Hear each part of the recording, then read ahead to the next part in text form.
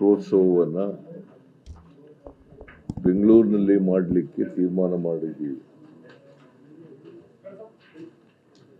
ಈ ಚಲನಚಿತ್ರೋತ್ಸವ, ಅಂತಾರಾಷ್ಟ್ರೀಯ ಚಲನಚಿತ್ರೋತ್ಸವ ಮಾರ್ಚ್ 1ನೇ ತಾರೀಕಿನಿಂದ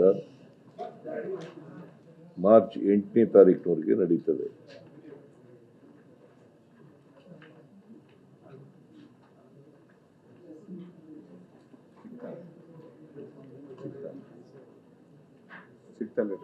ಈ ಕಳೆದ ವರ್ಷ ನಾವು ಒಂದು ಥೀಮ್ ಇಟ್ಕೊಂಡಿದ್ದು ಚಲನಚಿತ್ರೋತ್ಸವಕ್ಕೆ, ಸಾಮಾಜಿಕ ನ್ಯಾಯ ಅಂತಕ್ಕಂಥ ಥೀಮ್ ಇಟ್ಕೊಂಡಿದ್ದು. ಸಾಮಾಜಿಕ ಕಳಕಳಿಯಿಂದ ಸಾಮಾಜಿಕ ನ್ಯಾಯ, ಎಲ್ರಿಗೂ ಸಮಾನ ಅವಕಾಶಗಳನ್ನು ಒದಗಿಸಿರ್ತಕ್ಕಂಥ ಥೀಮ್ ಇತ್ತು. ಈ ಸಾರಿ ಸರ್ವ ಜನಾಂಗದ ಶಾಂತಿಯ ತೋಟ ಥೀಮನ್ನು ಇಟ್ಟುಕೊಂಡು ಚಲನಚಿತ್ರೋತ್ಸವ ನಡೀತದೆ. ಸರ್ವ ಜನಾಂಗದ ಶಾಂತಿಯ ತೋಟ, ಇದು ಥೀಮು. ಸುಮಾರು 60ಕ್ಕೂ ಹೆಚ್ಚು ದೇಶಗಳ ಚಲನಚಿತ್ರಗಳು ಈ ಅಂತಾರಾಷ್ಟ್ರೀಯ ಚಲನಚಿತ್ರೋತ್ಸವದಲ್ಲಿ ಭಾಗಿಯಾಗ್ತವೆ.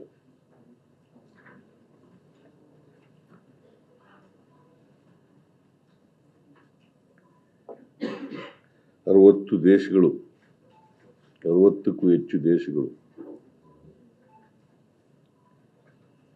ಮತ್ತೆ ಸುಮಾರು 200 ಚಲನಚಿತ್ರಗಳು, ಸುಮಾರು 200 ಚಲನಚಿತ್ರಗಳು, 13 ಚಲನಚಿತ್ರ ಮಂದಿರಗಳಲ್ಲಿ ಪ್ರದರ್ಶನ ಆಗ್ತವೆ. 13 ಚಲನಚಿತ್ರ ಮಂದಿರಗಳಲ್ಲಿ ಪ್ರದರ್ಶನ ಆಗ್ತವೆ. ಸುಮಾರು 400 ಪ್ರದರ್ಶನಗಳಾಗ್ತವೆ.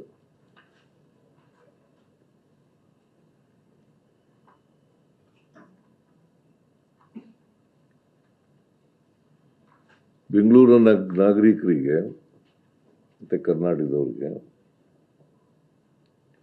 ಬೇರೆ ಬೇರೆ ದೇಶದ ಬೇರೆ ಬೇರೆ ಭಾಷೆಯ ಚಲನಚಿತ್ರಗಳನ್ನು ನೋಡ್ತಕ್ಕಂಥ ಒಂದು ಅವಕಾಶ ಸಿಗ್ತದೆ.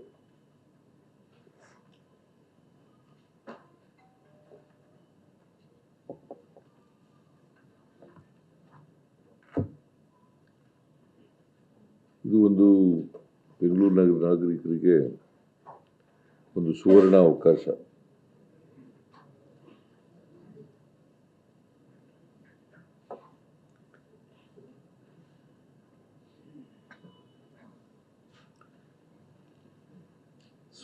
ಇದು 16ನೇ ಅಂತಾರಾಷ್ಟ್ರೀಯ ಚಲನಚಿತ್ರೋತ್ಸವ 2006ರಲ್ಲಿ ಪ್ರಾರಂಭ ಆಯಿತು. ಇಲ್ಲಿವರೆಗೆ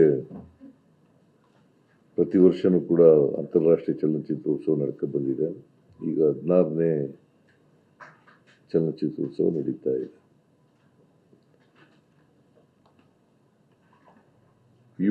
ಕಳೆದ ವರ್ಷ ಸುಮಾರು 7 ಕೋಟಿ ರೂಪಾಯಿ ಖರ್ಚಾಗಿತ್ತು. ಈ ವರ್ಷ ಸುಮಾರು 9 ಕೋಟಿ ರೂಪಾಯಿಗಳನ್ನು ಖರ್ಚು ಮಾಡಬೇಕು ಅಂತೇಳಿ ಸಮಿತಿ ತೀರ್ಮಾನ ಮಾಡಿದೆ.